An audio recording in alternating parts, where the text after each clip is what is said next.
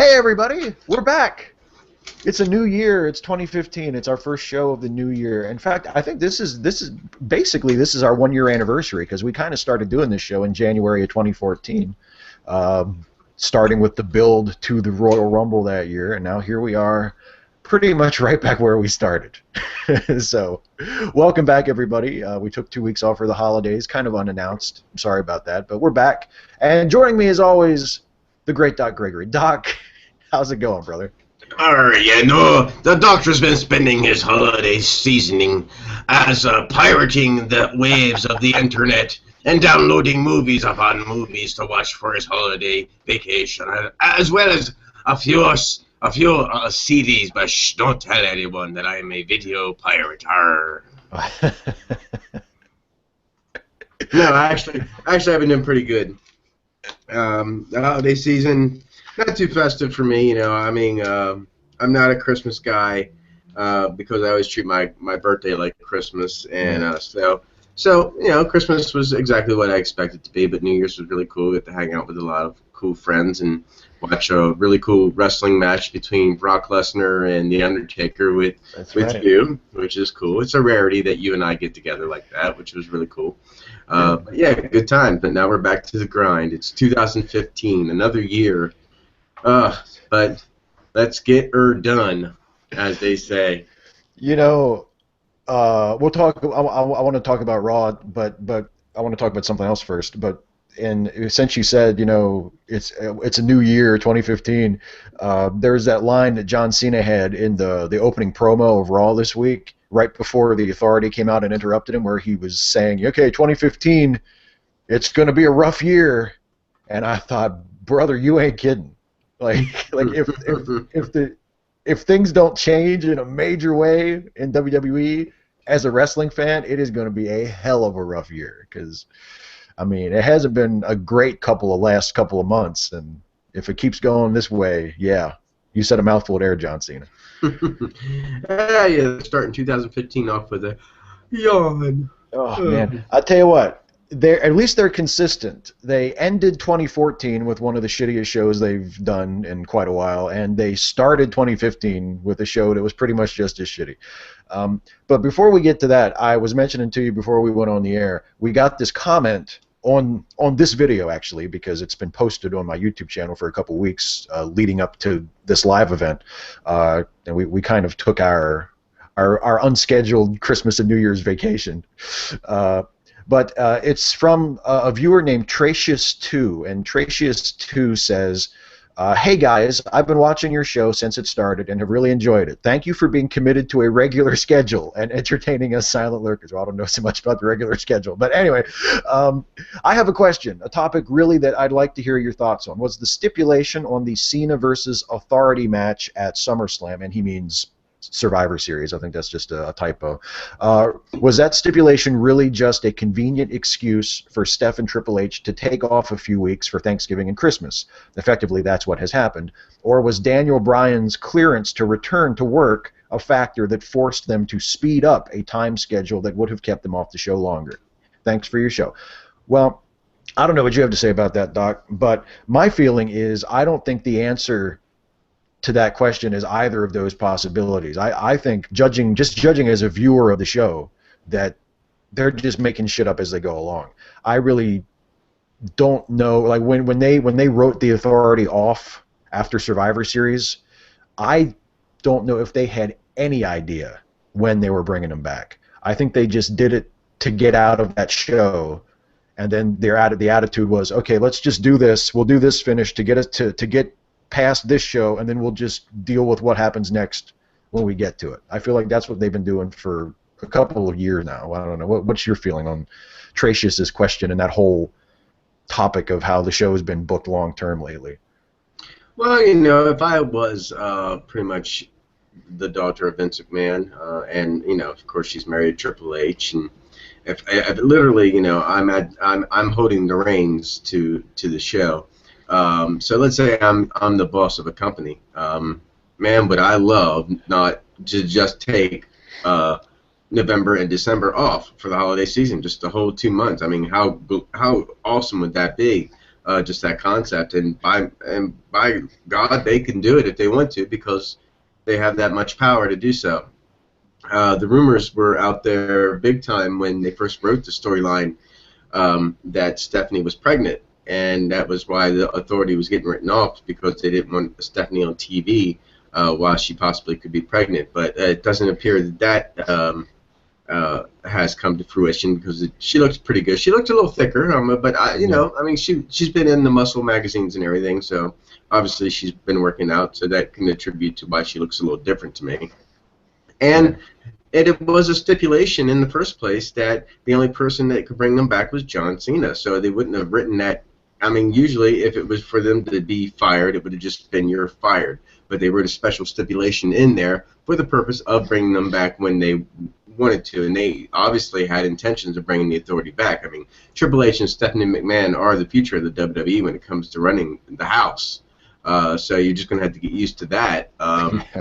That's just the way that's going to be, whether it's on camera. And of course, you know, I mean, those two are great on camera. You know, they definitely know how to speak, and I love Stephanie McMahon, and you know, and I do enjoy Triple H. He is a protagonist, and he's good at what he does. He's just as good as Vince McMahon ever was. So I look forward to what he brings to the table when they actually do take control, because we see what he is bringing.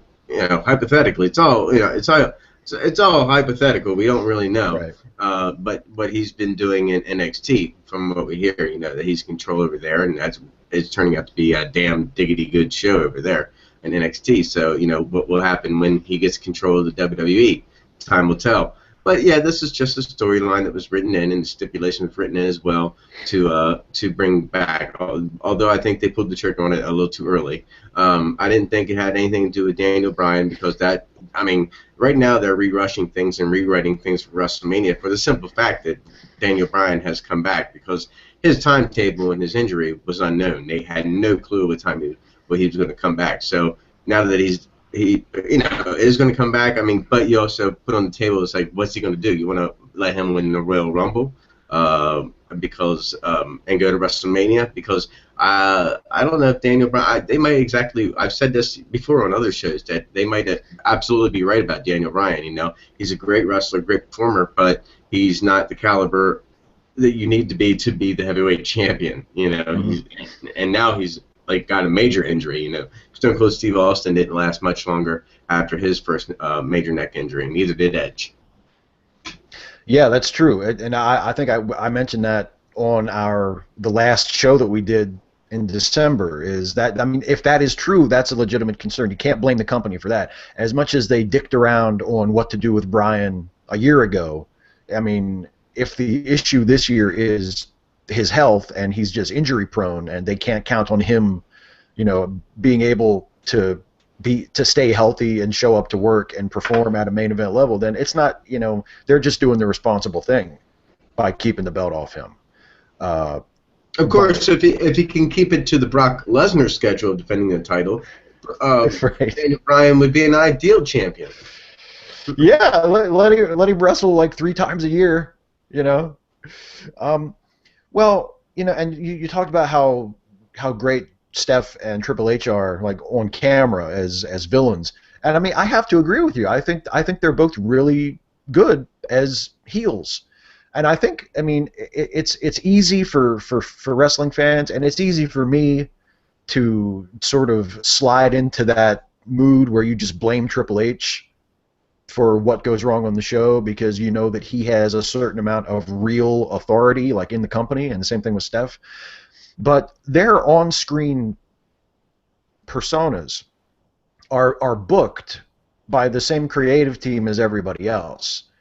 And I'm sure that they have a lot of influence, and I'm sure that if Triple H, like, really didn't want to do something, that his voice would be heard and he wouldn't do it, or he wouldn't be made to do it, or wouldn't have to do it. But it's not like Triple H and Stephanie are back there personally writing every single show. We've heard rumors that Vince is doing that Vince is, like, rewriting the scripts for the shows, like, on that day, because he decided he didn't like what they were going to do. But you don't really hear that about Triple H and Stephanie. So as much as I'm going to bitch and complain about the return of the Authority and the way that, you know, Ziggler is being used, and the way that Roman Reigns is being used, and the way that Bray Wyatt and Dean Ambrose are being used, that's not really entirely Triple H or Stephanie's fault. It's the company as a whole has a huge problem with creative.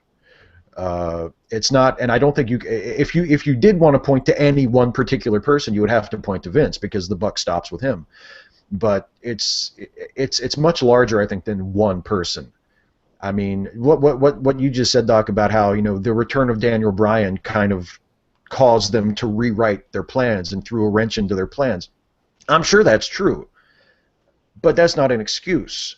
I mean, when you have 20 people writing creative for a wrestling show, and one of your major stars comes back from an injury, and you have no idea what to do with him, that's your fault. That's not his fault for coming back sooner than you thought. You should have had plans for him laid out 6 months ahead. You should have had contingencies. You should have had a meeting. You should have assigned like a subcommittee of writers to say, okay, just in case Bryan comes back, this is one of our major stars. We need to have something ready for him. So if he's ready in January, here's what we do with him. If he's not ready till February, here's what we do with him. If he's not ready till after WrestleMania, here's what we do with him. They should have been ready. I mean, Jim Ross on his podcast talks about how when you bring talent up from NXT, you should have 6 months worth of storylines for them before you even call them up. You should know exactly what you're doing with them for at least the next 6 months, or don't even bother bringing them up because it's just a waste of time. And there's just not that type of long-term booking. I mean, I read something on one of the wrestling blogs I look at this morning about how there was apparently this backstage meeting in the locker room before Raw where Triple H told the roster, basically said, we don't know who's winning the Royal Rumble and we don't know who's main eventing WrestleMania. Now, if that's true, that's ridiculous. I mean, it doesn't have to be written in stone because obviously you should be able to change plans if you have to. But to say you don't have any idea who's going to win the Royal Rumble, and it's at the end of this month, and it's your second biggest show of the year, and you don't have any idea what the main event of WrestleMania is, and that is your biggest show of the year, and it's in 3 months, that's ridiculous. I don't know. No, I mean, the company I work for, Elite Pro Wrestling Alliance, they put things in motion, and they don't tell a whole lot of stories, but they have a few storylines running there. But I mean, it's a solid show, and that's why you put that card as subject to change down at the bottom. But and that includes if you're, but I mean, you're talking about independent stars who they still think on the fly. The promoter comes up to you and says, we want to see this. This is where you're going, so we want to see you do something like this. And they have confidence in their players to be able to go over and work out what they're going to do to perform for the most part. And WWE does that too. But you're talking what we do at a professional level. Right. Well, and even for an indie show, if you're booking an indie show, I mean, yeah, you can't write it like weekly TV because it just doesn't work that way. You can't assume that everybody who goes to every show knows everything that's going on. I mean, you have to kind of book each show on its own. But I mean, even in something like that, like for instance, if you knew that you had like a big star coming in, like some big indie star was coming in to work one of your shows, and you were in charge of booking the show. I mean, if you knew that, let's say I'll throw out like Tommy Dreamer. Or Luke Gallows. Luke Gallows. Let's say Luke Gallows, right, was coming home from Japan. Mm-hmm. And let's say you got on the phone with him and he agreed, okay, you know what, I'll work your next 3 shows, right? You've got Luke Gallows for 3 shows. You know what the dates are. You know who else you're going to have available. Wouldn't you want to sit down like that night and work out what Luke Gallows is doing at each of those 3 shows? Would you want to wait till Luke Gallows like showed up to work and be like, oh shit, who's Luke working with? You want to figure that shit out. And sure. Yeah, you always will have like the potential card always mapped out. Exactly. I mean, and that's the way you want it to go, and you get those assurances from people that they're going to be able to pull it off. But then you got people like CM Punk who says, I'm not doing that. You got people like Stone Cold Steve Austin who has done that before, like, I'm not doing that, I'm going home. Right. And that shit like that shit happens, or the random guy is like, I can't find this goddamn school you put out in the middle of nowhere. Well, where the fuck are you booking this fucking show? I'm completely lost, and you missed the show. I mean, shit happens like that. Yeah, of course. You get into a Buddy Holly plane crash, and you don't make your next venue. Right. Yeah, I mean, shit happens, but you should at least, if you're running the territory, you should at least have an idea of what's going on, you know. And it seems like, you know, and if we believe CM Punk in his podcast with Cole Cabana, I mean, according to Punk, uh, other than John Cena, they don't have long-term plans for anybody. I mean, the way Punk told the story, Vince wants to know what Cena's next match is, but other than that, you know, nothing else is really planned. And I mean, and sometimes you can tell, like, so, like, you know, with Rusev, it seems like Rusev, they have a plan for Rusev. They're keeping Rusev strong, although they kind of fucking forgot about the Ryback feud all of a sudden. Even though they gave Ryback a promo and everything last week to set up him versus Rusev, and then this week it's like, no, you know what? Fucking forget that. That's not going to happen. You know, so with some guys, they clearly do have some kind of long-term planning, but for most, it's like with those poor three guys we keep talking about in A New Day. They have no idea. They have no idea what those fucking guys are doing. Oh man, boy, are they like just keeping nose above the water at this point? Yeah, they're about to drown. It's bad. It's really bad. It's terrible. Yeah, because they're all three guys are really talented and they are trying. They are so trying to sell it. Oh, absolutely. Everybody's trying. Everybody on camera is trying. I mean, you can't you can't blame the wrestlers. I mean, they're doing the best they can with what they have. Mm-hmm. You know, it's not their fault. It's how they're being used. It's what they're being told to go out there and do. Yeah, granted, Goldust at times was a little uncomfortable for me. I'm like, what the fuck are you doing, Dustin? You know, right. He had those moments back in the Attitude Era where I was like kind of taken aback by who the hell's writing your stuff, and why would you bring yourself as a human being to do stuff like that? You know? Yeah. But exactly. But he went out and did the best he could with it and fucking made that shit work. So anyway, let's talk about Raw. We've been going on and on about these sort of booking problems for a while, and a lot of the booking problems we've been talking about are evident in this week's episode of Raw. So Raw was live this week from Corpus Christi, Texas. The commentary team was a little different. The commentary team was Cole, JBL, and Booker T. Lawler, I think, was out sick. Yes. And get better soon, King. Yeah, please. Although, I don't know, I kind of like Booker T on commentary. I mean, I know a lot of people don't like him, but you know what? JBL has been so terrible the last year. And JBL used to be great. JBL used to be a great color commentator. And now it's like he's just horrible. And, I mean, compared to him, Booker T is like fucking great. Yeah, I mean, I think Booker T brings to the table the same kind of feeling I get when I listen to Taz. You're a guy that's been to the business and you're knowledgeable, and you bring your own kind of style. And we all know, I mean, he was G.I. Bro, he's Booker T. That's the way he speaks, man. And let's not throw off the fact that he's black, and so he's got a little bit of a tone to him. But he is from Texas. He is from Texas, so it was nice to see him be able to commentate on Raw in his home state. So no, I like Booker T. So I've always liked him. So it was good to see him. And yeah, again, hope King gets better real soon. Yeah.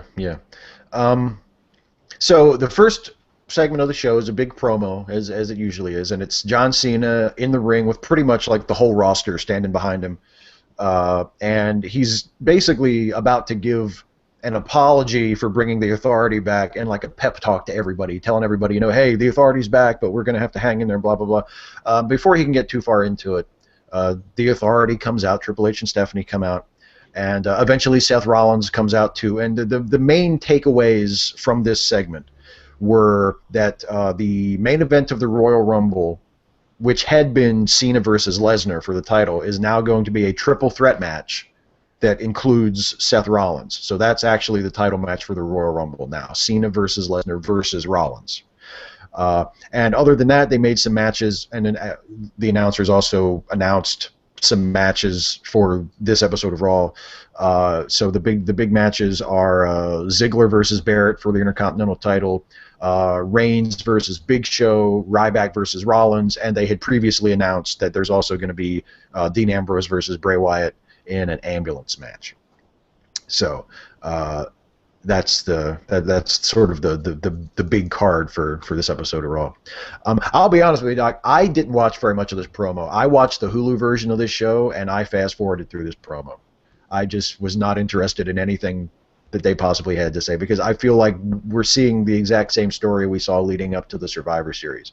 Oh, sure, absolutely. I mean, the whole time this whole promo is going over, and I did watch it. Yeah. I'm looking really through the crowd of wrestlers that are standing there because I'm trying to see who all is actually in the ring at the time. Because when they pull out the whole roster, you get to see people that you wondered like if they were still on the fucking roster. You're like, oh my god, I haven't seen you in forever. I didn't know you still worked there. And speaking of that, there was a guy like directly behind John Cena's left shoulder when you watch this.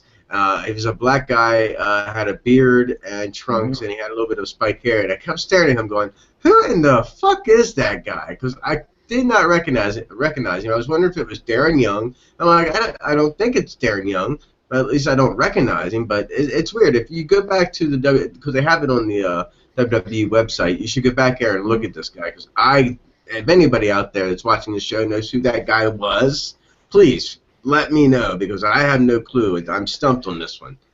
I thought it was Darren Young. I thought it was Darren Young. He was standing between John Cena and R-Truth was on his other side. Yeah. So. But fairly boring. They bring out the Authority, and he's promoting that it's a different type of authority. It's not the one that you're accustomed to. We're actually going to give people who work hard the things they deserve. So all you got to do is go out there and work hard, and you'll get everything you deserve. So that's the story, and they're sticking to it with the Authority. This is what they are going to be promoting from now on. That you get what you deserve, but you got to go out there and work for it. Yeah. It's apparently the only story they've remembered how to tell because, you could have imagined half a dozen different ways they could have booked from now to WrestleMania where they wouldn't have even had to have the Authority there. I mean, I know they wrote in that Cena could bring them back, so obviously they were bringing them back at some point. But, I mean, there's so many ways they could have done something completely different and completely new and fresh, at least until WrestleMania was over, that would have not included the Authority at all. And here we are, basically a little over a month after Survivor Series, because Survivor Series was at the end of November, and everything's right back where it started before Survivor Series. It's like Survivor Series never even happened, So you go ahead. No, I'm saying you don't get that stuff with NXT. That's the difference, is because there's no real authority figure and that has to go out there and eat up a half hour of the fucking show. They just give you, straight up, if it's anything that is on commentary or interview-wise, it's usually with one of the workers. And besides that, you get fucking wrestling. And, it's amazing how much, if you listen to the internet chatter, because I listened to a show, the recent interview with Michael Cole, the show that Michael Cole does and interviews people. He had Triple H back on there because he had been gone for 2 months. Wink, wink. And Triple H says he knows everything. He hears everything. He reads everything. Him and Stephanie know everything. So, but I don't think that's necessarily true. Because if that's true, they would be listening to the crowd, and they would know they would definitely be delivering what the crowd wants and what they need. Yeah, and the point about NXT, absolutely, and because NXT is booked like an old school wrestling show, for the most part. I mean, the angles make sense. The feuds have beginnings and middles and endings. I mean, it's so much, and that's a lot of that is Triple H. Triple H pretty much runs that show, and he deserves all the credit in the world for that. I mean, anytime someone is tempted to just take a shit on Triple H and say Triple H is the problem and Triple H is ruining the company, blah blah blah, I'm not like a huge fan of his. But if you watch NXT and you love it, like I do, like a lot of WWE fans do, you have to thank Triple H for that because that's his baby. And absolutely. Absolutely. I mean, this is the first time in history. I mean, sure, a lot of wrestlers have run promotions out there, but you don't have the access to the best talent in the world. You don't have that money. You don't have that bank. WWE's got all that. They got all that cornered. So imagine when Vince finally kicks the bucket, and that's going to be a sad day for wrestling history, but when he finally does, it's going to be the first time in history that an actual wrestler, because Vince's dad was a promoter, his dad was a boxing promoter, Vince was basically a promoter, became a wrestler, but he's a promoter. This will be the first time a wrestler takes the reins of the WWE, and we've already seen that change coming, so it's got a bright future, and I'm excited.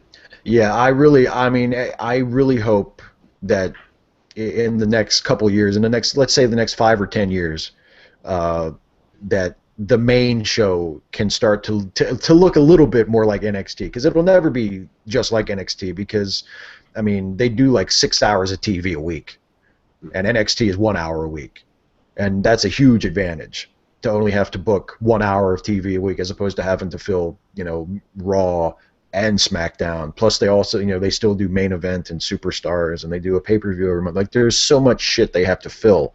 And NXT they do an hour a week, and then they do 2 hours like every 3 months, and that's and it's perfect. That's a great way to do it. I don't know, that's one of that to me that's one of the best ways you can do TV wrestling, is to do an hour a week and then build up to a longer show like every couple months. I think that's a great way to do it.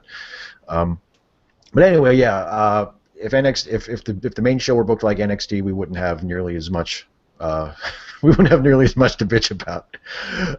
Yeah, so let's talk about this first match. First match is Bad News Barrett versus Dolph Ziggler. Speaking of people who are right back where they started before Survivor Series, Dolph Ziggler loses the Intercontinental title to Bad News Barrett. Barrett comes back. He's been injured. He's been off injured for a while.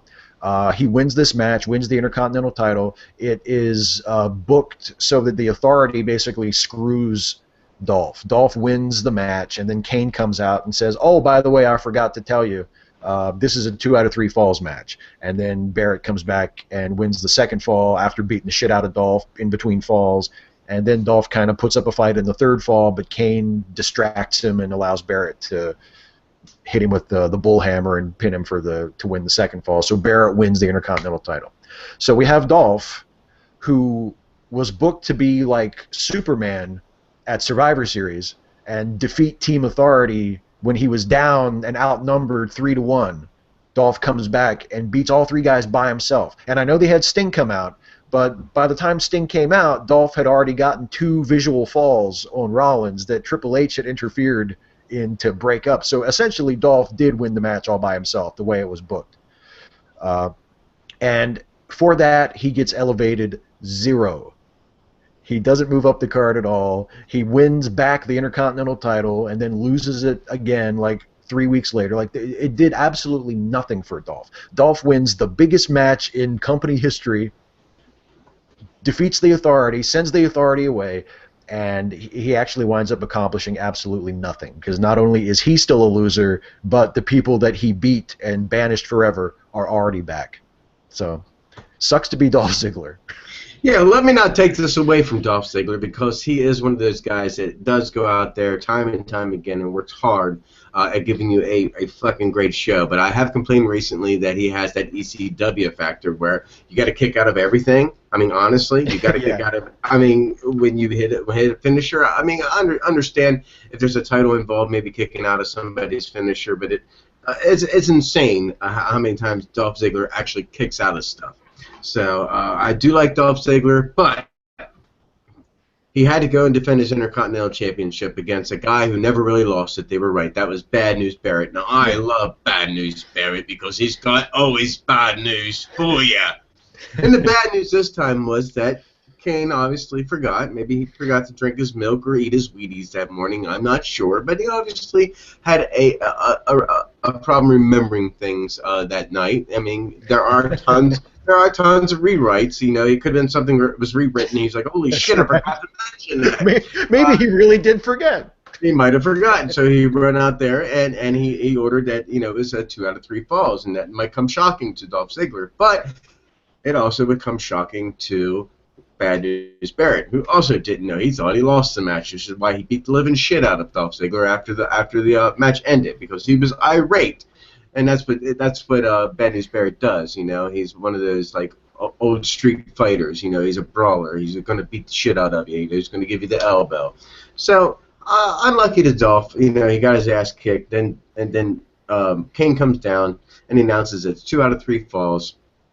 And of course, at this point, Dolph Ziggler's already beaten down, and Wade takes advantage of that, and pretty much throws him down for the 3 count fairly quickly. Now the third fall starts, and like you said, that Kane distracted Dolph Ziggler. I like to think that Dolph Ziggler allowed himself to get distracted by Kane, and that is how he lost the third fall, because whammo, he gets hit with Bad News Barrett. Bam, 1, 2, 3. We have a new Intercontinental Champion. Although it's so sad for Dolph Ziggler, I'm so happy because it's at least around Bad News Barrett. Hey, I love Bad News Barrett. I love him. I think he's great.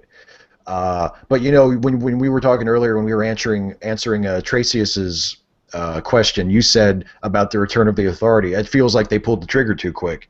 That's how I feel about this Dolph versus Bad News Barrett match. I mean, just imagine if instead of booking this match and this title change for this episode of Raw, if the Authority, if the storyline was allowed to play out just a little slower, and maybe they had said, okay, Dolph, you're such a hotshot, you're going to defend your title against Bad News Barrett, who never actually lost the title at the Royal Rumble.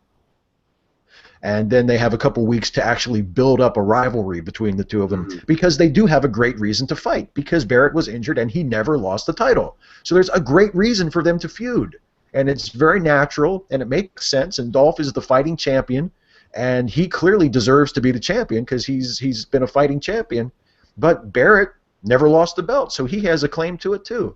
Instead of just throwing him into a meaningless match on Raw with no hype and no build-up, and then have Dolph lose because he gets screwed out of the title, basically. How about build it up to actually have a program between these two and have a match that gets a blow-off match at the Royal Rumble? Can't do that now. Sure. You already blew it. Yeah, you're absolutely right on that.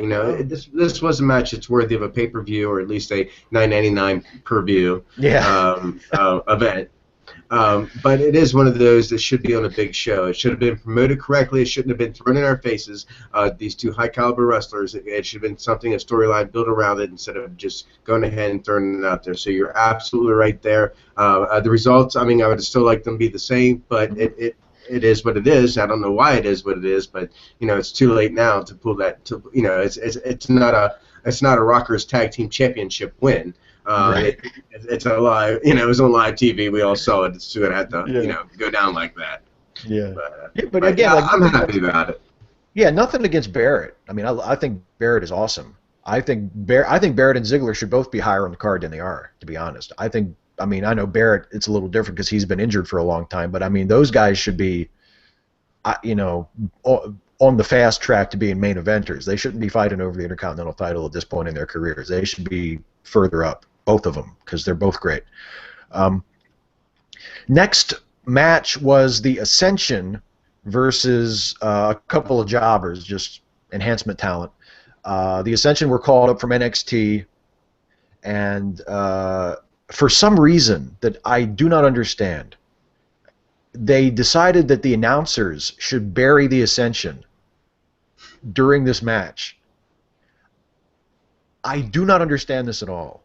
Why you would call up these two guys from NXT who were booked super strong in NXT, who were like killers, who had the tag titles for almost a year, who mowed down everybody in their path, who were booked to be these big badass dudes. They call them up to the roster, to the main roster. They tweak their gimmick a little bit. They give them like a little bit of paint, and they kind of make them sort of like the Road Warriors or Demolition.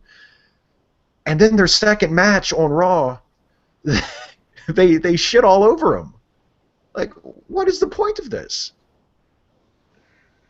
Yeah, I'm not sure. I was actually paying attention to the jobbers because I like to see because I didn't know, I knew one of them. Oh, really? That's cool. The guy in blue, that's Lance, and I can't pronounce their names correctly. I never could, but he's part of the Simone family, the Noah, you know what I mean. Yeah. Samu and Alpha and all of them. He's part of that family. He trains down, and it comes down to the House of Pain in Hagerstown a lot. So that's cool. So he got an opportunity to go down there and work as a jobber, but he went down there, and that's the guy you see in blue. And you can tell he's Samoan if you watch the match again. I like the Ascension, but yeah, you're right. I don't pay much attention to the commentary anymore. It's just I really am listening to something else or doing something else on the computer while I'm watching wrestling. The Ascension is something that interests me because I did like teams like Demolition and I did like teams like Legion of Doom, and this brings that factor in. But who do they have to fight? I mean, what? I don't get the point of tag teams because WWE mismanages tag teams time and time again. You have a gold mine with a team like the Ascension who has built themselves up in NXT, so you cannot squander this by giving them shitty fucking commentary. I mean, they're a brand new team, so sell them like they're fucking fresh fucking bread. Yeah. If you tell us that they're stupid and that they're losers from the moment they show up, why would anybody give a shit about them? I mean, if they're a babyface, why should I want to cheer for them? If they're heels, why should I want to boo them? Why should I want to see the babyfaces beat them? And they do this to a lot of guys. They have the announcers either outright bury them, like outright just say on the commentary that they're terrible, or they undermine the match by laughing at it and treating it like it's funny when it's not a comedy match. You know, they do that so often, and I just think it's killing the heat on so many guys. To have Michael Cole, and Michael Cole's supposed to be the play-by-play guy, and Cole does it. And I mean, he's not as bad as JBL. JBL does it all the time. You know, some guy will fucking get his head taken off by a clothesline, and JBL will laugh at it, and talk about how fun it is and how entertaining it is. It's like, dude, a fucking 300. JBL's not proper heel commentary. You know, he needs to listen to a little bit more Bobby the Brain Heenan, a little Justin the Body Ventura. No matter what the bad guy does, it doesn't leave a stink on in your mind. You think that what he did was justified, and that's the way you got to play it off. You know, you can't play it off like it's a fucking joke either. And JBL, that's where JBL goes wrong. Is like, you know, he does play off things and makes fun of people where he shouldn't be making fun of people. You know, these are your top performers, and of course, what we're used to when we see the Ascension. It is certainly not, you know, WWE just amped it up a little bit by putting a little bit more face paint on them and a little bit more wardrobe on them. Yeah. And, you know, that's a little weird to me because I think they were fine just the way they are, you know, but I don't know why they can put their little fucking stamp of approval. Like, you know, it's like when you hit the big leagues, you get a new uniform. That's a good way to put it. Yeah, it is weird that it's like, but they're yours. They're your guys. Like, you don't need to change them when you bring them up. They've been working for you the whole time. Like, if you wanted to change their gimmick, why not change their gimmick in developmental so they can get used to it before you bring them up? You know? Yeah, but I don't know. And there's a great example of that JBL shit I was just talking about in the next match. The next match is Roman Reigns versus Big Show. Reigns wins by DQ after Show hits him with the steps, because that's like Big Show's thing now. He hits people with the steps. And then they have like an angle in the ring afterwards where Reigns knocks Big Show over while he's got the steps, and Big Show falls and does this really scary looking bump. You can tell he protected himself. He did it right, but the way it could have gone wrong real easy, where he drops the steps like on his own head, and he's just laying there on the mat with the steps like across his face, and it was really well done. He really did the bump just right, so that you could tell he wasn't really hurt, but it looked like he got smashed in the face with the stairs. Yeah, I've seen that bump a few times, and it's like what a perfect divot in those steps, because that makes that bump look really, really good. Yeah, yeah, it does. It really looks like something. And JBL plays it like it's a joke. You know, he's like, "Oh, the Giant got knocked out. Look at that, Michael." It's like, motherfucker. The guy, what is the point of having him take that bump if you're just going to make a joke out of it? Like, what does it accomplish? Does it make Roman Reigns look like a badass? Does it make Big Show look like a tough guy that he got knocked out and he still was okay? You know, he got back up. I mean, what does it accomplish if one of your commentators is going to just laugh at it as soon as it happens? It drives me insane every time. And whenever JBL says so and so is fun to watch, it fucking kills me when he does that. It makes no sense at all. It's like exhilarating. I'm on the edge of my seat. I can barely contain myself. Oh, yeah. The excitement, the electricity. Yeah. It's like, how about instead of telling me how fun it is, you actually make the show fun for real? How about you do that? How about you actually put on a fun, entertaining show instead of having your announcers constantly yell at me about how fun and entertaining it is? Mm-hmm. You know? Yeah. But you know, Yeah. if anything, I think Big Show was justified. Um, at you know what he did to Roman Reigns and how he's beating up on Roman Reigns, simply because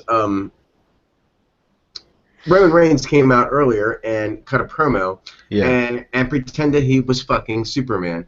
I'm like, really? Honestly, you throw a Superman punch, they call it a Superman punch. Let's not throw Superman cliches because it makes me fucking sick. I mean, you're already on the shelf with me. You're teetering over, man. I don't believe you haven't captured my attention yet, so you're just, you know, but the bullshit like that was a little unnerving to me. So if anything, I had to beat the shit out of him with that. So, well, you know, I mean, look, as a comic book nerd, I have to insist. I mean, technically, what Roman Reigns does is more of a Thor punch than a Superman punch. The way he gets down on his knee and punches the ground and then stands up. I mean, that's Thor's move. Thor does that in the Avengers. You know what I mean? Like that's not a Superman move. So that's technically a Thor punch. But I guess Thor doesn't have any catchphrases. You know, he couldn't say like, you know, Superman is I'm faster than a speeding bullet, more powerful than a locomotive. And what does Thor say? I've got a big fucking hammer. He don't get our strange earthly customs. Right. He's an alien. Yeah. So you know, the Superman thing with Roman Reigns is a little weird. You know. Superman's an alien. Yeah. Superman's also likable and has charisma, and I bet Superman could cut a promo too. So Roman. Now I've seen the latest movies. I've seen the latest Superman films, and I'm gonna have to disagree with you. Well, okay, yeah, charisma maybe not, but. Kids are gonna grow up today and go, Superman's a piece of shit. He's boring. Yeah. Now, old school Superman back in the day. Like old school vampires. Yeah, exactly. You have to look at the old shit. Don't judge vampires by the new shit because they've been completely ruined. Watch old school vampires. Yeah, old school vampires like, look into my eyes, pussy. Exactly. And when he wasn't trying to sleep with you, he was fucking killing you. Yeah. There was none of this like romance and sparkling and teen drama. If you were face to face with a vampire and he wasn't trying to fuck you, he was trying to kill you. And sometimes you get both. Sometimes you get both. He fucks you and then he kills you. Exactly. That's what praying mantis does. That's true. Yeah, that's true. Vampires are pretty much like praying mantises. Even if they fuck you, they're going to end up killing you. Okay, so the next match on the show was a Divas match. It was Natty versus Nikki Bella, and Natty won. It was a non-title match, and Natty won the non-title match, so I guess that means Natty gets a title shot. I hope that means Natty wins the title soon, because I really like Natty, and I think she'd be much better. Yeah. Yeah. But yeah, I don't know. I didn't watch the match, so I don't know if the match was any good or not. Did you catch the match? I did catch the match, and it was a great match. You know, Natty was in it, and of course, Paige came down. Of course, they're playing off that they're best buddies, and they brought up the total diva bullshit that's going on over there. At least we didn't see Tyson Kidd down at ringside this time, you know, prancing around.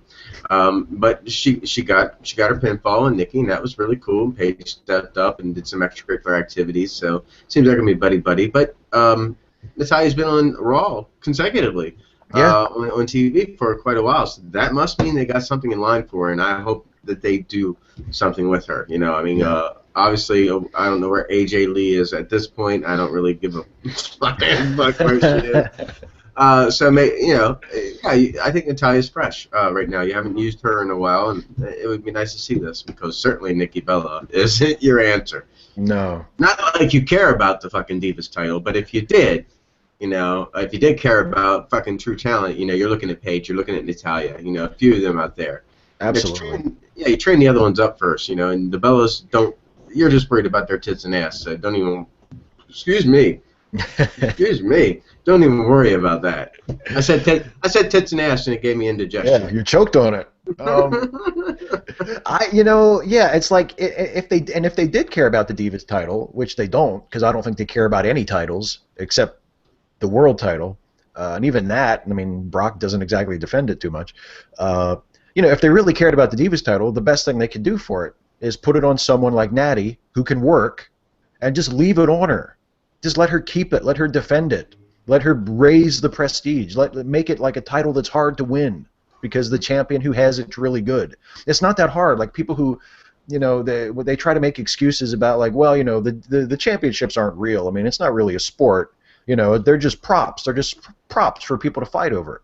Okay, but I mean, making a title something worth fighting over isn't really that hard. All you have to do is make it really hard for people to win it. You give it to you put it on someone who can wrestle, and you have them win their matches for a long time, so they don't lose the title. So that when they do lose the title, it's a big deal because you've established that they're hard to beat. 12 months of winning of retaining a title can give a lot of divas so much training. Just holding on to one person for 12 months while you train up all your fucking divas for that amount of time, to get them ready to start throwing competition her way. Absolutely. And that's what I thought. I was hoping they were going to do with Ziggler and the Intercontinental title. Obviously, that's not what they were doing, but that's what they could have done very easily. And the same thing with the Divas title. Put the Divas title on Natalya. She's a great worker, but at the same time, like, she could also be plausible as like an underdog type of character. You know what I mean? I don't know what divas they could put against her that she'd be an underdog, but I mean, just in general, she could play that role as like the fighting champion, and she'd be great for that. And if and then when they were ready to take the title off of her, I mean, they could bring up Charlotte from NXT. They could give Charlotte a few months to get on a roll, have her win some matches and get over, and then there you go. There's your fucking match. Natalya versus Charlotte for the Divas title. And people would actually give a shit about it. Like, it's not rocket science. Yeah, I would test out your women all the time, WWE, and you find the ones that can wrestle, that would do great on TV, and you put them out there in the ring to wrestle on TV. And you find the ones that aren't so good, but they can bring the persona, the acting ability, they got that. Then you don't put them in the ring on TV. You put them on Total Divas, and you separate the two. You don't crossbreed them. You find your Total Divas crew because that's all they can do. You find your wrestling crew, that's all they can do. Yeah, I agree. That's a great idea. And just get the ones on Total Divas, give them like a match on Superstars every once in a while, just to justify them being on the roster. I mean, but don't build your main storylines around them until they learn how to wrestle better, and then there you go. Or until Total Divas is live. Yeah, right. So they're not fighting over shit that happened like 6 months ago.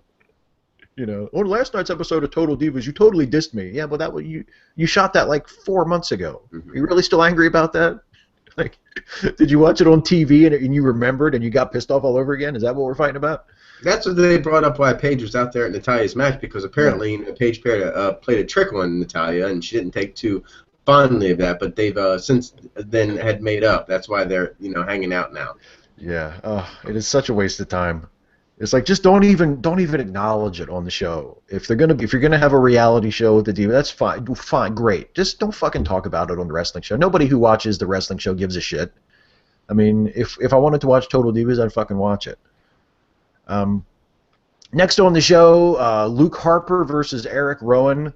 Harper won the match because Jamie Noble and Joey Mercury were the guest referees, and they both reffed the match at the same time.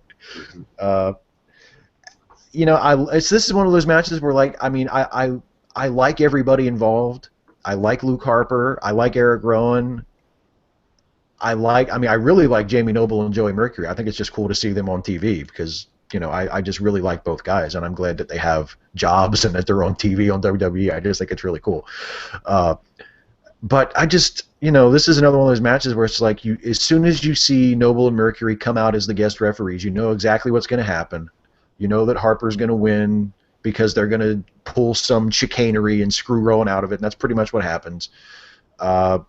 I still don't know why they broke up Harper and Rowan as a tag team. It's like they broke them up so they could not push either guy. It's like, let's break them up so we can bury them separately instead of together. Because, I mean, other than Harper won the Intercontinental title, which didn't mean anything because he didn't deserve to win it. Dolph was screwed out of it for him to win it. He lost it like 2 weeks later. He's been a loser ever since. Rowan has been a loser ever since.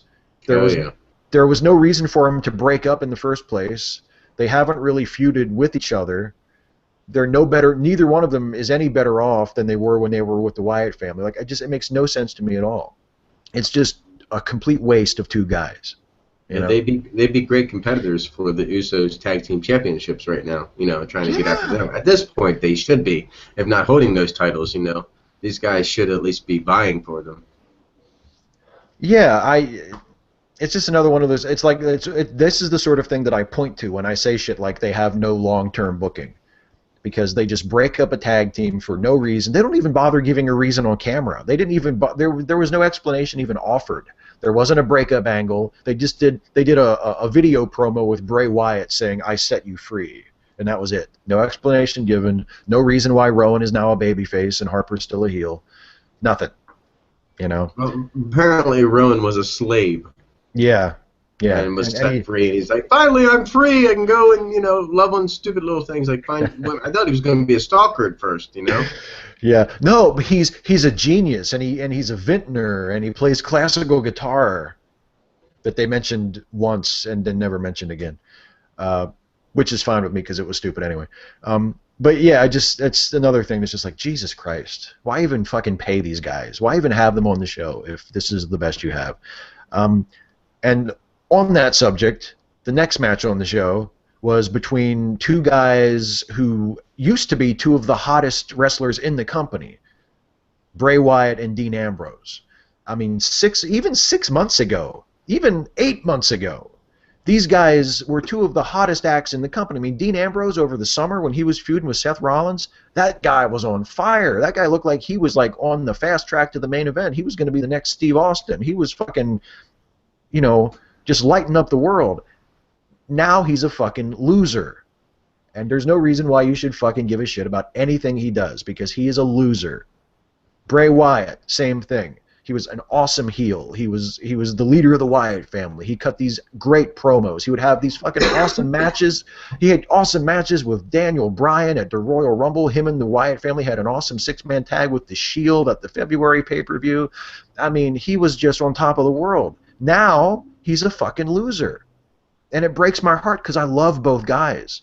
Both guys are incredibly talented. Both guys are guys that, if I were booking the show, I would make them two of the guys I would build the whole fucking show around.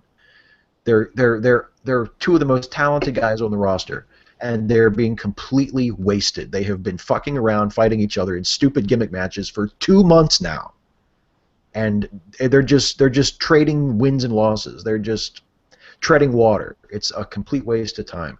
And this was an ambulance match where, for some reason, they worked almost the entire match right in front of the ambulance. The only cool spot was Dean dropping an elbow on Bray through a table off the top of the ambulance. That was kind of cool. Which still was an easy bump. It wasn't insane. Yeah. You said holy shit, but it was really. I mean, when I saw the table break, I actually went back and rewatched it and go, oh, that actually wasn't as bad as it looked. As a wrestler, I'm like, that was a pretty easy bump as compared to some table bumps. So. Oh very yeah. Nice. Yeah. It was, and And Bray ends up winning. He Sister Abigail's him. He Sister Abigail's him once into the back of the ambulance, and then he Sister Abigail's him again on the floor, and tosses him in the ambulance and shuts the door, and he wins the match. And who fucking cares? Is Bray Wyatt going to get a title? I mean, Bray Wyatt won the match. Now what happens? Is he going to get a title shot? I mean, who fucking cares? If Dean Ambrose had won the match, what would be different? That's the problem with this kind of booking. Like, okay, Dean lost. Bray won. Now what? Well, how does it help Bray that he won? How does it hurt Dean that he lost? I mean, could it have anything to do with the recent poll that WWE threw up on their website of, like, which defunct title would you love to see reincarnated? And they put up, like, the Cruiserweight title, the European title, and the Hardcore title, which was, like, leading by 58% at the last. And, you know what, WWE polls, whatever. It's like, could this possibly be a reemergence of the Hardcore title? Because if so... Yeah. These two guys fit that fucking category because all you've done was put them in gimmick matches time and time again. Because, I'd love to see a match where they work like a solid fucking ring match where they don't use any gimmicks whatsoever except for ring talent. Exactly. And where somebody wins and somebody loses.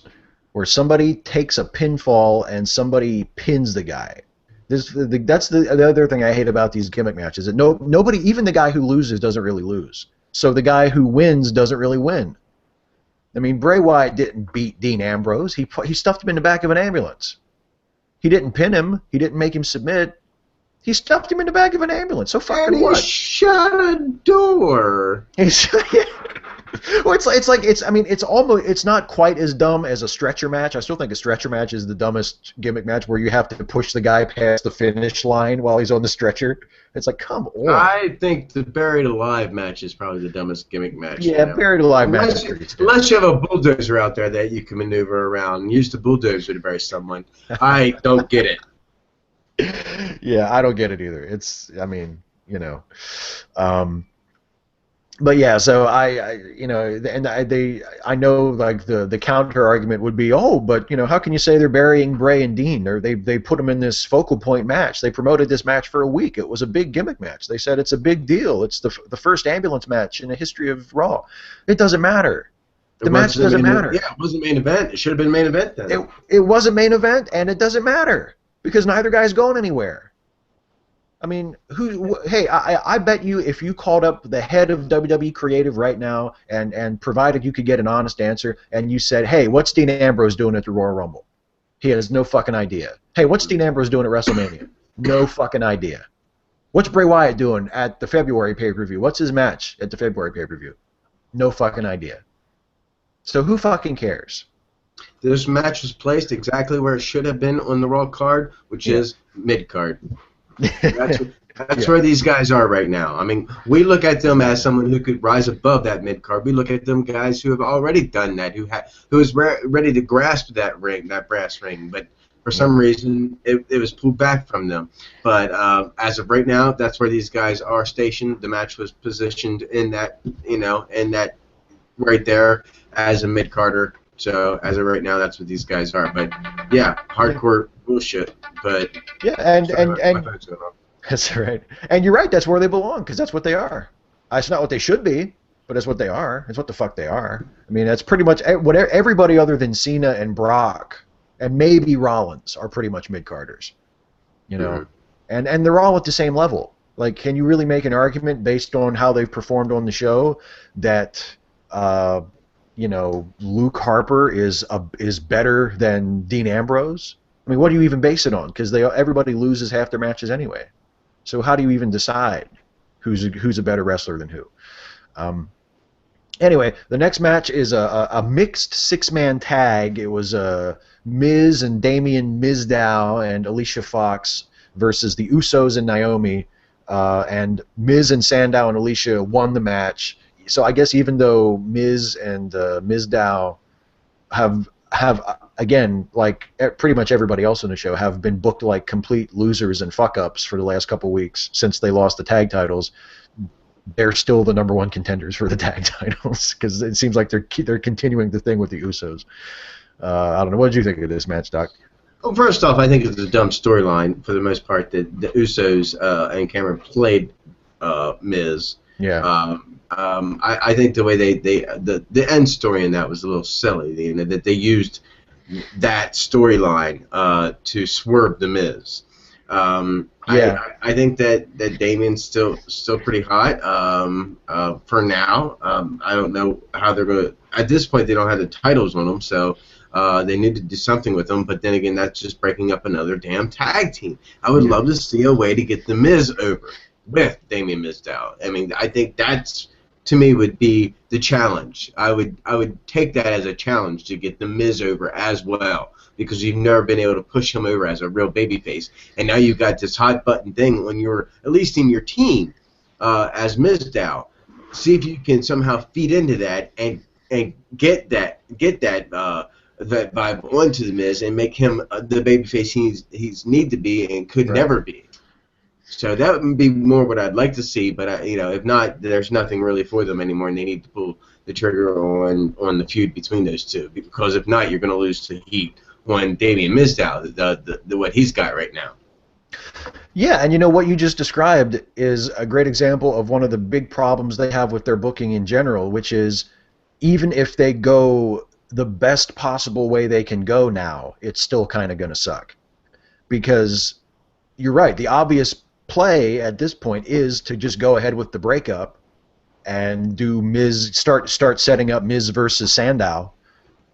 But yeah, like you do that, and what the end result is, you basically you break up another tag team. Mm-hmm.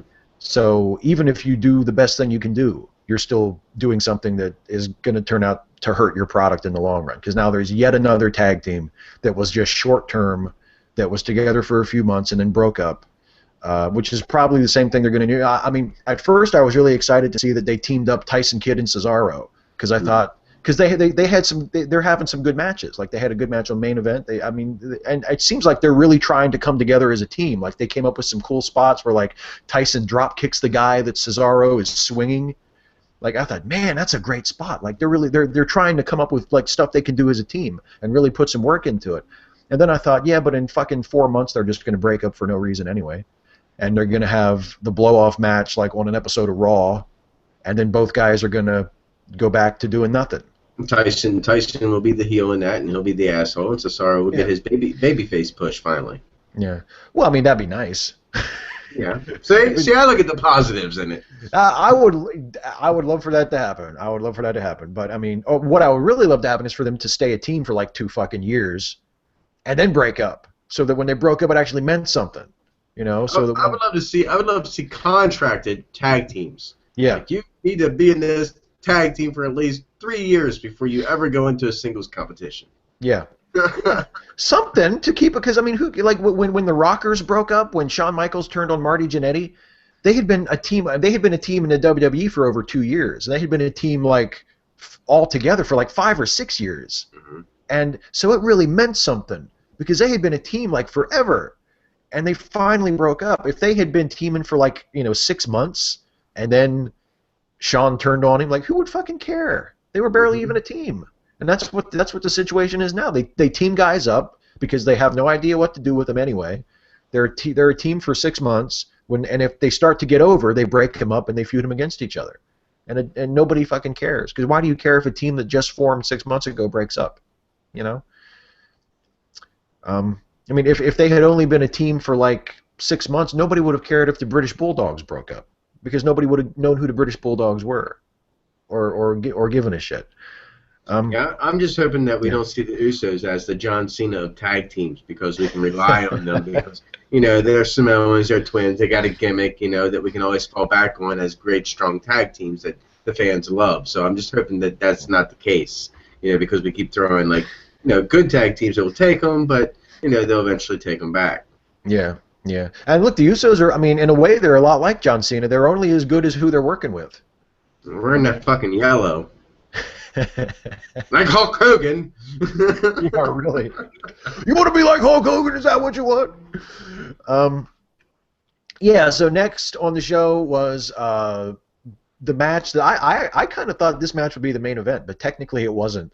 It was Seth Rollins. It was originally booked as Seth Rollins versus Ryback, but then Kane came out and announced that he'd had another one of his brain farts, and it was actually a 2-on-1 handicap match between Rollins and Kane and Ryback. So it was Rollins and Kane versus Ryback.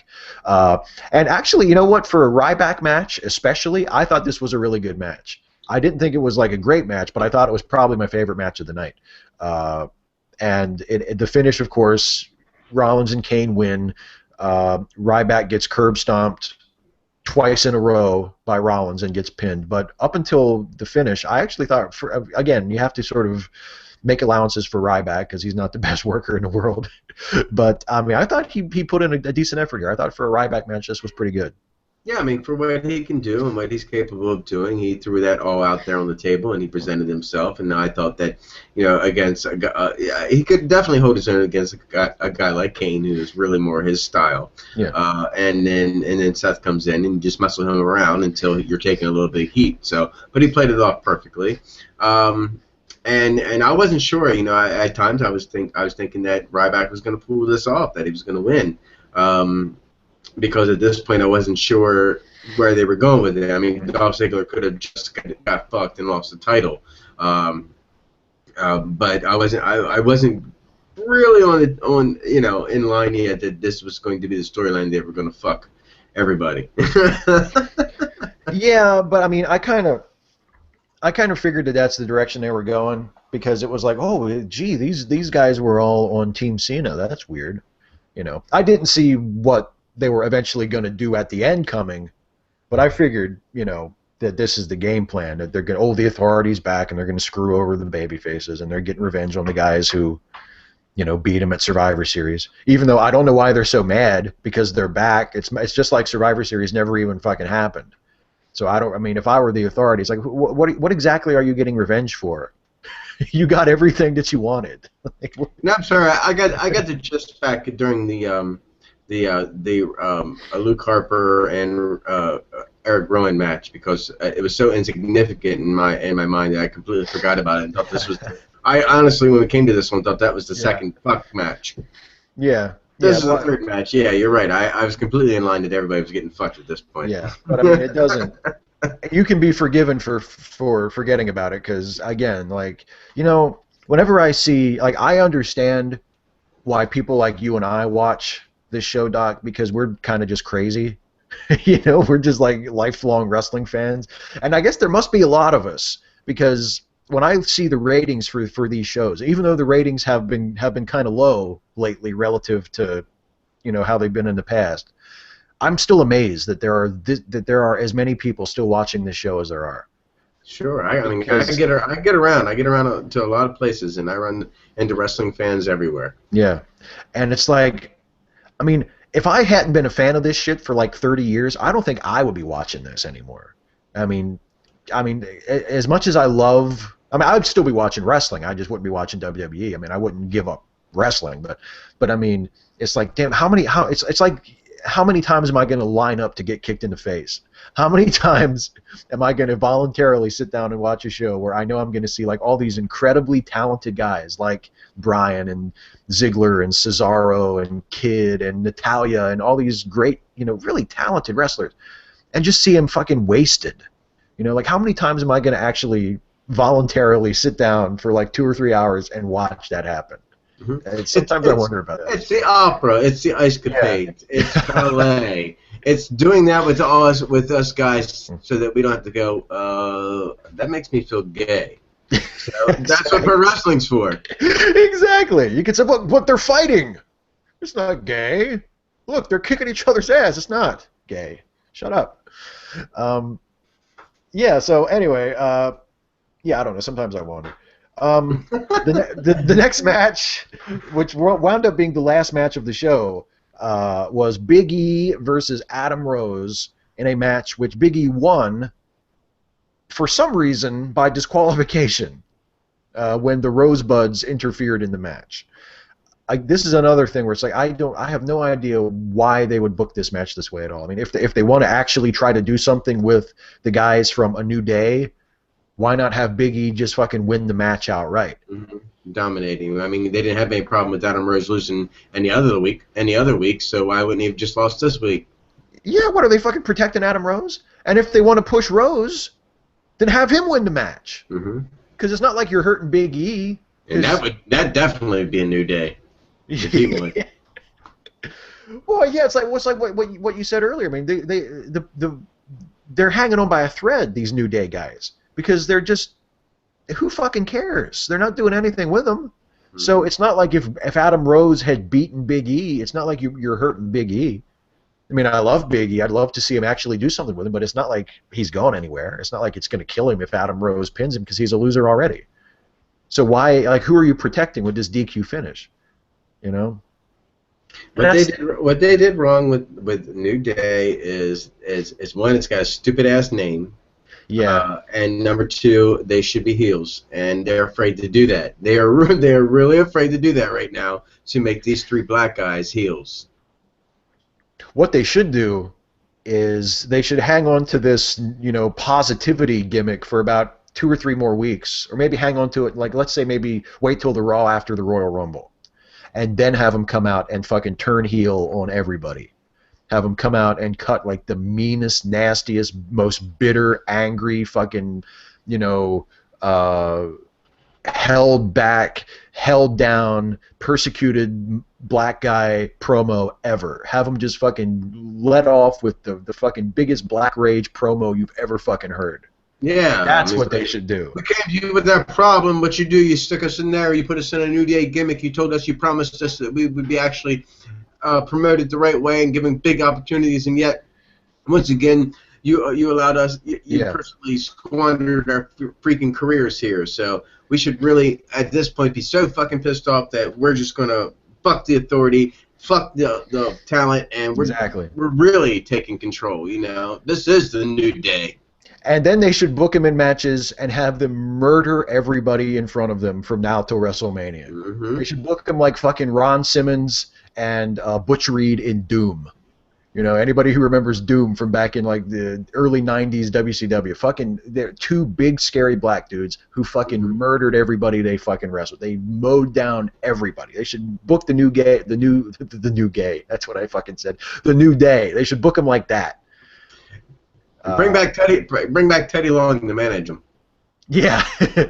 Hold up, player. You need someone to represent that group. If you want to get them over, you need somebody that can speak to get that group over. Because I don't think any of them had the true talent the true charisma really to get it over. I mean, I think it's possible to get that gimmick over, but you need someone to represent it. And Teddy Long would be great.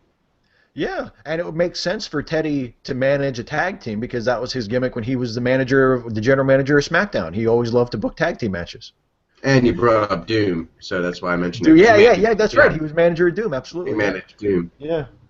I think that was I think that was his first gig as a manager because he had been a referee. So. Yeah. Oh man, Doom. They're one of my favorite teams. I love Doom. Even after they unmasked him, I thought I loved him because when they started. That's Butch Reed. You know what I loved about that? I love the fact that they have this new tag team come out and they have masks on, and they don't tell you who it is, and it's two like big muscular black dudes, and they're like, ooh, who could these guys be? And fucking Butch Reed and Ron Simmons were the only two black guys that even worked for the company at that point. Like nobody else could have possibly been Doom, but they were like, oh gee, I wonder who these guys are. And then when they finally get unmasked, they're like, oh my god, it's Ron Simmons and Butch Reed. Like, there's not many black people up there. I mean, Bad News Brown's in WWE. Who could that be? I wonder who it is. You know? It's like when they did, I remember in the 80s when they did the Machine gimmick in WWF, where I think it was, and they had, Hulk Hogan did it once under a mask, and he called him Hulk Machine, and like Andre did it once, and he was Giant Machine, and it's like, oh, this is great, because like, who the fuck is it? Yeah. Yeah. So anyway, yeah. So Big E defeats Adam Rose by DQ for some reason, and then they do the main event promo where the Authority comes out, and they bring out John Cena. They're doing like John Cena appreciation night. It's like a ironic thank you to John Cena because John Cena is the one who brought back the Authority, and they bring out the other members of Team Cena, except for Big Show, who has turned heel.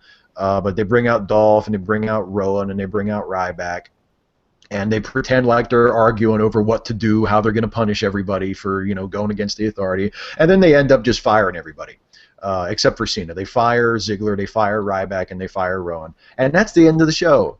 Ziggler and Rowan and Ryback being fired, and they're really selling the firing because even on the website they have moved those three guys to the alumni, which is so stupid.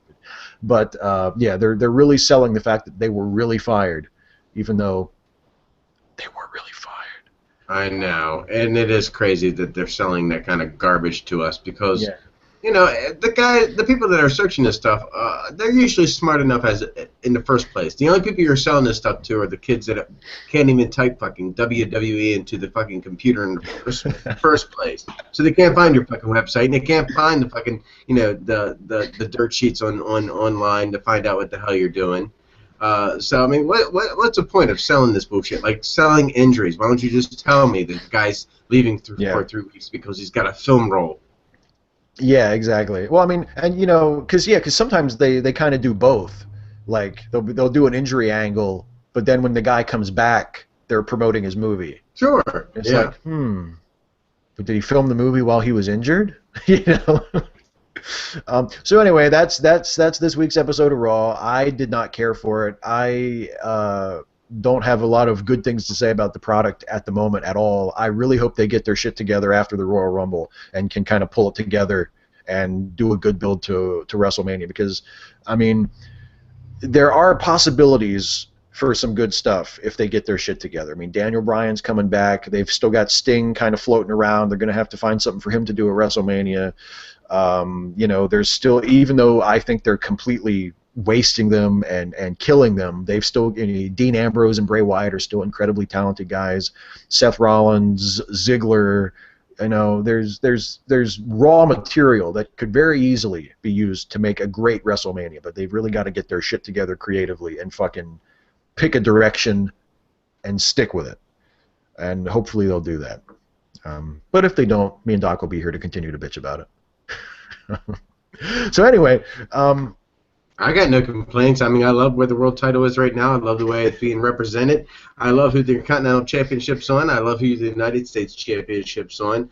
I'm not so fond of the Tag Team Championships because I was really fond of where they were. Yeah. And I completely lost faith in the Tag Team division. And I don't give a rat's fucking ass about the Divas division. I would love to, but you know, if I can't give a rat's ass, at least I'll be looking at some fine ass. You know what? I'll tell you what, too. I mean, as much as I bitch and complain about the creative direction, I'm also kind of easy to please, and I really feel like if last night's show had ended with like Brock coming out and just German suplexing John Cena about 20 times, I would have been. It would have really raised my opinion of that show. I'd have been like, okay, well, at least they had a good ending, because I'll never get tired of that. If they do it, like, they can have the shittiest match in the world at the Royal Rumble, but if there's like a bunch of German suplex spots where Brock is just throwing Cena around like a rag doll, I'm gonna be like, okay, this is okay. Nothing against Cena either. It's just I just, because you never see that. They never allow Cena to look that weak, and then for Brock to come in and just fucking toss him around like a rag doll, it was just great. Anyway, let's move on to the Legend of the Week. Doc, let's talk about the Legend of the Week, because this is, I always say this, but it's always true, because you pick really, really great legends. Tell us about one of the great giants of, especially of the 80s. Sure, absolutely. The reason I brought this guy up is because I've actually got the opportunity to work with him. The only reason that it's a memorable story is because at that point I had really, really long hair. You can see my hair grows really fast because I'm half Sasquatch. My mom is a Sasquatch, so I'm half Sasquatch. That's why my hair grows out this fast. But at one point in time, I shaved my head completely bald, and this is when I worked this show as a wrestler.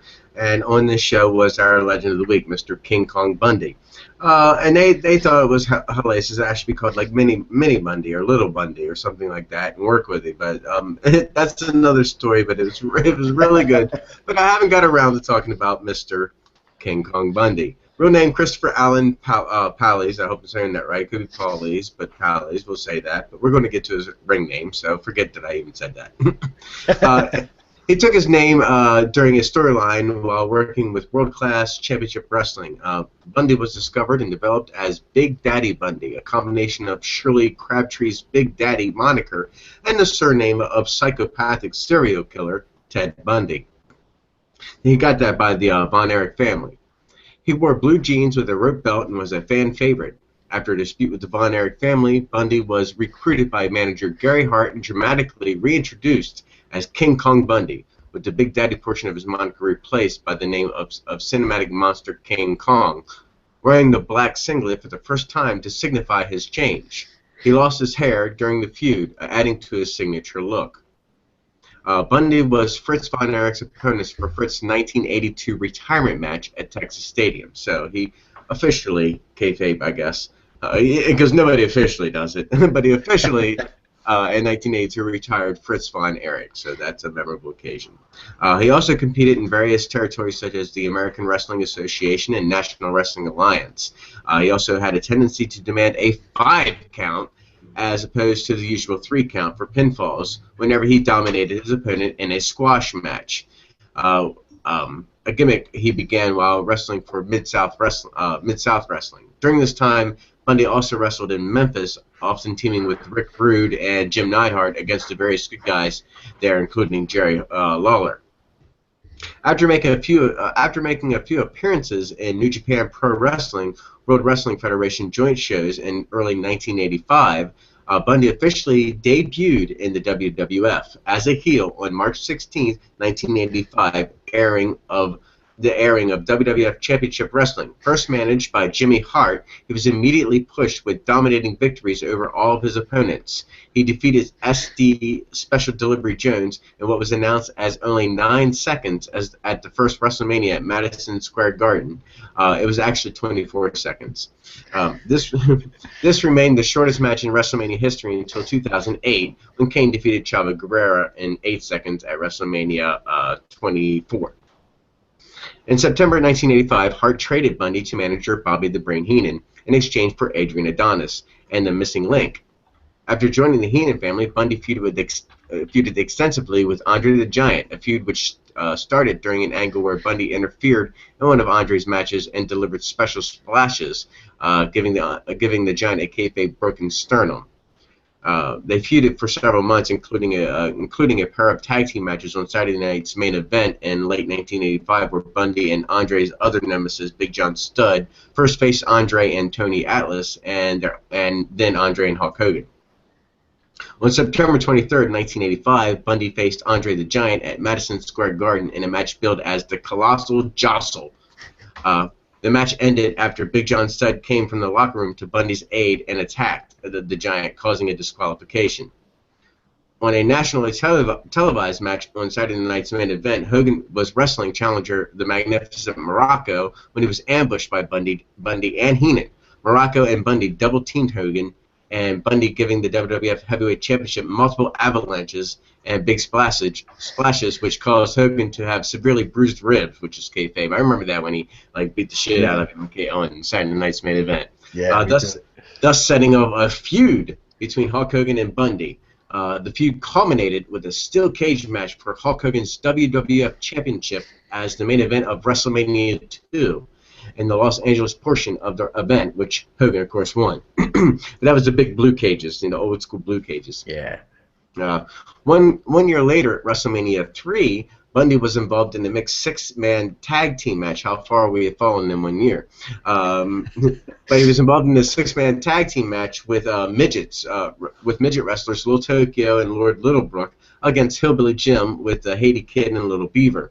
During the match, after being pestered by Beaver, which included Beaver elbowing Bundy in the stomach, delivering a drop kick which had literally no effect, and later slapping Bundy in the face with his moccasin, which he later admitted stung like a son of a bitch. Bundy finally caught him and body slammed Little Beaver, and then delivered a big elbow, causing his team's disqualification and his own tag team partners to turn against him. Later, after Beaver's death in 1998 interview with Bundy, he said he hoped that he wasn't responsible for Beaver's early death, saying he wouldn't want that on his conscience. In November 1987, Bundy defeated Hulk Hogan via countout on an episode of Saturday Night's Main Event. Bundy left the WWF in early 1988 following a loss to Hogan in a rematch on the next episode of the series. Bundy returned to the WWF in the fall of 1994 as a member of the Ted DiBiase stable, the $1 Million Corporation. He had a successful pay-per-view return at the Survivor Series when he and fellow $1 Million team members Bam Bam Bigelow survived a match against Lex Luger's Guts and Glory team. Bundy was then billed as a fan favorite in 1995's Royal Rumble, but lasted only 3 minutes before being eliminated by another big man, which was Mabel. Bundy made his return to WrestleMania at WrestleMania 11, where he was defeated by The Undertaker. After that, he got around and wrestled on various independent shows, which is kind of where I got in touch with him. This is the early 1990s, so this is where I got in touch with him. But he traveled around with guys like Jimmy Superfly, Jimmy Snuka, and all that, and that's basically where he's been. He hasn't really reached any more prominence since then. So that was really the career of King Kong Bundy. He has tons of YouTube videos out there, shoot interviews, funny stuff. You can also take credit that he had done some acting. He was in Richard Pryor's Moving film. He had been, I believe, the cousin of Peg Bundy, I believe, on Married with Children. Right here it says Bundy has also tried a career in stand-up comedy. On April 24, 2008, he was on a Norwegian TV show called Golden Goal, which you can catch that on our Facebook page, which I posted that on our Wrestling with Wrestling Facebook page if you want to see that video.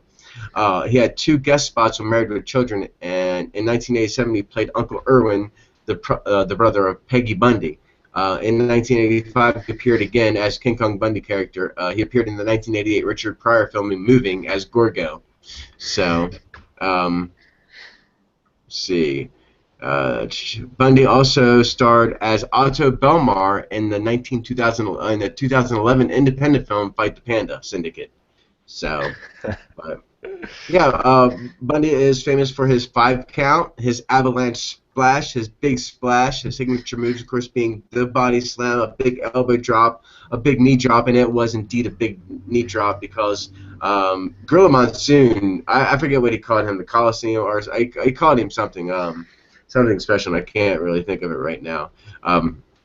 But yeah, knee drops, shoulder blocks, this guy was a tower, man, but that's King Kong Bundy in a nutshell. And I'm glad I could take this opportunity to point him out as our Legend of the Week. Yeah, man, Bundy was the answer to the question, how do you make Hulk Hogan an underdog? Because Hogan was the top babyface in the WWF for the second half of the 80s, but Hogan was also 6'8", 300 pounds, largest arms in the world, etc. So knowing that the best way to book a babyface is to book him as an underdog who has to fight from underneath and make a comeback, how the fuck do you book a guy like Hulk Hogan that way? Well, they figured it out. Just book him against fucking giants. Mm-hmm. And the best example of that is him and Andre, but before they did him and Andre, they did him and Bundy. And yeah, I mean, maybe it's because I was a little kid the first time I saw it, but I always have had a soft spot for that Bundy versus Hogan program leading into WrestleMania 2, because it is like such a basic example of that kind of story of, the Bundy attacking Hogan, beating him up, bruising his ribs, Hogan wrestling the WrestleMania match with the ribs taped, which I always loved, and coming back from behind and winning the match. It's a classic wrestling story. And Bundy was great. Bundy was a great foil for Hogan because he was literally big enough that you could believe that he would be able to kick Hulk Hogan's ass, and he was a great big man and had a great personality and was just a great heel. I mean, what is a heel in professional wrestling? A heel is like a 400-pound guy who elbow drops a fucking little person. That is a heel. And that's what King Kong Bundy did at WrestleMania 3. I'm so arrogant. I want a 5 count. I don't want a 3 count. I'm going to kick her ass so bad, I want a 5 count. Yeah, exactly. He would make the referee count 5. When the referee counted 3, he'd be like, no, count to 5. It was great. Which I love because he would literally get up off his opponent, look at the referee and go 5, and then get back down. Well, now we gotta start over, asshole. Yeah. No, okay. Fine. 1, 2, 3, 4, 5. And the ref would do it, like, because the referee didn't want to get fucking avalanched, what's your WWE Network recommendation this week, Doc? Well, I've been watching a lot of really old wrestling. Look at that. My damn camera didn't go red as soon as you said something. It was probably my fault. I am Satan. You shall listen to me, and I will recommend wrestling for you, because wrestling is evil. And if you watch wrestling, then you will be serving Beelzebub. That didn't work. Ooh. There we go. There he is. Anyways, I've been watching a lot of old school wrestling, and I've been taking in the primetime wrestling on the WWE Network. So if I had to recommend one, I would say start from the fucking beginning and say primetime wrestling. That's the April 28th, 1986 version. So we got some really good, like Ted Arsini, Tony Garea is on there, and Adrian Adonis, and a lot of really cool old school wrestlers, so definitely want to check that out, man. See how wrestling was really fucking done before they added all the jazz hands to it.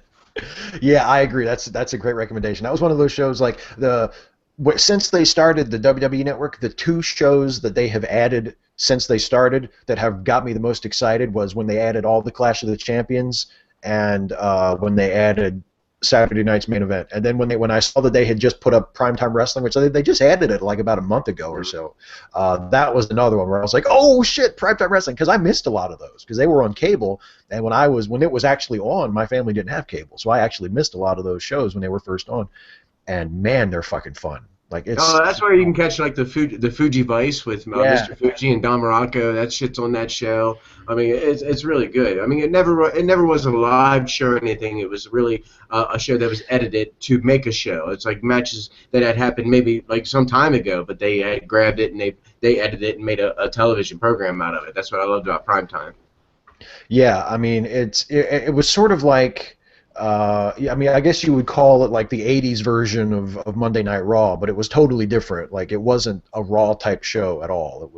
And it was great. It's one of my favorite wrestling shows, wrestling series that they have on the network. Well, my network recommendation is technically going to be the 1992 Royal Rumble, because we're building up to the Rumble. And, you know, I still think the 92 version is the best Rumble they ever did, both in terms of the card underneath and in terms of the actual Rumble match itself. I thought that the 92 Rumble had everything you could want. For one thing, even though it's a Rumble show and it's a shorter card in terms of number of matches because the Rumble match itself takes about an hour, there are like 3 tag team matches on this show. And they're all between established tag teams. It's not like thrown together tag teams like we have in WWE today, where it's guys that just got together like a couple months ago and now they're a tag team.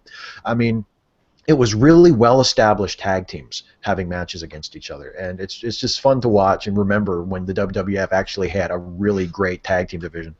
And this is also the show where Roddy Piper wins his first and only singles title in the WWF. He beat the Mountie for the Intercontinental title on this show, and it was a great moment. I am the Mountie! Sorry, I had to do that. He did the Mountie. I have to do it. He was the Mountie. You can't do this to me! I'm the Mountie! I loved the Mountie. Jacques Rouget, man, I loved him. I agree. He was great. And so Piper beats him for the IC title in this show, and it's a great moment to see Roddy. There's a great moment when he gets announced as the new champion, when Finkel says, the winner of the match, a new Intercontinental champion, and Piper just gets a smile on his face, and he just looks really, it's one of those real-life moments where, like, this guy's been in the company for, like, 7 or 8 years at this point, and he's main evented WrestleMania, but he's never had, like, a singles title, and he's never had that moment as a babyface. And he finally got it at Royal Rumble 92, and it was just a great moment. And then, of course, the Rumble match itself is the best booked Rumble ever. I mean, Ric Flair, Hulk Hogan, Sid Vicious, really, The Undertaker, Macho Man, Jake the Snake. There's all these guys in there that have their own feuds going on outside of the Rumble match that come to play in the Rumble. Just a really, really awesome Rumble match. So my recommendation is the Rumble 92, which you can watch on the WWE Network. Yeah, that's a good Rumble because you had that cross brand before those guys were too old to really be still performing, and you had that new crop of hot stars that were also involved. So yeah, definitely a good Royal Rumble. To have Hulk Hogan and fucking Ric Flair. Oh man! I mean, anytime you had them at that time, anytime you had them in the same damn building or in the ring, you know. Yeah. Well, yeah, because that's back when that was still a big deal. Because Flair had just come to the WWF. Like, it had been Hogan versus Flair, like, in separate companies for like 10 years, and now he ran Hogan out of town. Yes, let me say that. Ric Flair came to the WWE, baby, and he showed his World Heavyweight Championship, the real World Heavyweight title, and he ran Hogan out of town. Woo! Woo! But in addition to that show on the WWE Network, I would also like to recommend anybody watching this who, if you have not seen the New Japan Pro Wrestling Tokyo Dome show from this past weekend, Wrestle Kingdom 9, which, of course, it's not on the WWE Network, it's a New Japan show, but you can find it online relatively easy. There are people who have uploaded it. I'm not saying you should steal the show. I'm just saying it's out there if you want to watch. Dolph Ziggler steals this show. Dolph Ziggler does steal the show. I bet Dolph Ziggler stole this show, even though he wasn't on it. I bet if you steal this show, blame it on Dolph Ziggler. Exactly, but it is such an amazing show. If you've never watched Japanese pro wrestling, if you're not familiar with puroresu as they call it in Japan, you're in for a treat because I mean, first of all, Jim Ross and Matt Stryker do English language commentary for it, Yeah. and they do a really great job, Mhm. and it's I mean, and there's a lot of American talent on the show. There's a lot of, even if you've never watched New Japan Pro Wrestling before, there's a lot of guys on the show that you'll probably know, like AJ Styles is on this show, Kenny Omega is on this show, Doc Gallows is on this show, Big old Luke. and Carl Anderson. They have actually what wound up being one of my favorite matches on the show. Their IWGP Tag Team Title match versus Hiroku Goto and Katsuyori Shibata, a great fucking tag team match. Just a great card from top to bottom, and fucking like wrestling, like in-ring, athletic, hard-hitting, strong style wrestling. It's almost exhausting to watch because the spots are so complex. It's not when they do a dive where like a guy dives outside the ring and goes over the top rope. It's not just the guy bounces off the ropes and jumps over and does a dive. There's like 3 or 4 parts to that spot where like the guy does the dive and the guy he's diving on moves out of the way, but the guy does like a flip and lands on his feet, and then the guy on the floor tries to super kick him and he ducks out of the way, and then he tries to super kick the other guy and he blocks it, and then he clotheslines him. They put so much thought and effort into it. It's so complicated. It's like, damn, these guys are fucking good. All right, first I'm going to run the ropes, okay, and then I'm going to be. What you want to do is this is what I'm doing here. Now pay attention. This is the script. I'm writing a book here. This is what you need to be doing. So pay attention. Exactly. But it's a great show. It's fucking wrestling at like at double speed. Yeah, and you know, and you know what? I mean, not all of it's like that either, because there's one of my favorite matches on the show is wound up being the Minoru Suzuki versus Sakuraba match, which was booked as like a shoot fight. You know, I mean, it wasn't. It was a worked match, but it was presented like it was a shoot fight where you could only win by knockout or submission, and they worked it really, really realistically, like a lot of grappling and a lot of strikes and backing off. It felt a lot more like an MMA fight than a wrestling match, but it told a great story. It had a great flow to it, great drama. And just it was from top to bottom just a great show. So if you haven't checked out the Wrestle Kingdom 9 show from New Japan, check it out. It's kind of long. It's about 4 hours long. So wow. But there's 10 matches on the show. Nice. And you will have to not send me that link. Yes, I will not send it to you, Doc. Thank you. Promise. I will not send it to you. But I think Doc, you'll especially like the IWGP Tag Title match because Luke Gallows does a hell of a job in that match. That's my boy. You know, I love how successful he's being right now. Yeah, it's great to see. So anyway, those are my recommendations. We're gonna get out of here. We're done talking about wrestling for another week. We'll be back next week to do this all over again as we continue to build toward what will hopefully be a good Royal Rumble. The Rumble is usually a fun show, even if the booking leading into it is kind of shitty. So I trust it'll be no different this year. So be sure to check the Facebook page. Like our Facebook page. If you haven't already, you can check in a few hours later tonight, perhaps, and get a clue as to who the Legend of the Week next week is going to be, because Doc likes to update that. Doc, any last words?